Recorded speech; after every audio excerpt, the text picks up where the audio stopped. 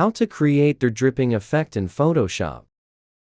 With your image imported, import an image of the drip effect you would like to use. Scale the drip image to fit what you'd like to achieve, and place it behind the image. By holding down Ctrl and clicking on the drip icon layer, make a selection of the drip layer, and then create a mask on the other image. Once done, turn off the drip image layer and use the brush tool on the layer mask to brush back in the remaining areas of the image.